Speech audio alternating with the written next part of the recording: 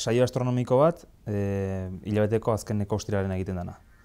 Ordu terdiko iraupena duka eta pixkat esplikatzen dugu, zeruan ze ikusiko dan hurrengo hilabetean, kasu honetan martxoko hilabetean, ze ikusten den zeruan, ze efemeride egon daitezkeen, berri batzuk eta tematika konkretua. Ostiral astronomiko honetan, besteak beste, kontatuko dugu inauteriak nola zergatik aldatzen diran egunez urtetik urtera, ilargiarekin zer ikusia daukalako.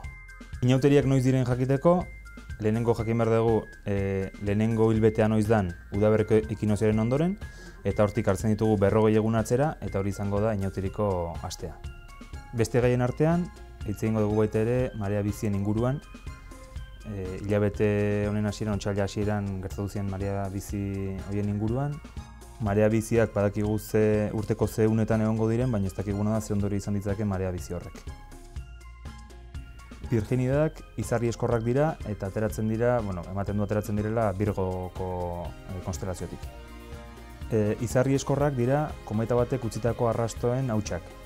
Kasu honetan, Virginidetan, ez da kometa hori ezagutzen, pentsatzen da, orain dela urte asko kometa hori egontzala, baina gaur egun ez ezagutzen kometa hori zein izan zen. Horretaz gain, ikusiko ditugu eta ere Cassiniek ateratako argazki batzuk. Cassini espaziontzia, Saturno aztertzeko bidalidan espaziontzi bat da. Egin dituenen artean, Cassini Titanera joan da eta aztertu egin du hango materiala, eta besteak beste ere bai, Saturnoko bi eraztunen artetik pasa da. Honi buruz eta beste gauza batzuei buruz ere hitz egingo dugu, datorren otsailak 28an, Zorroagan, Arrantzadi Zientzia Elkarteko egoitzan, atxaldeko 7 herritan.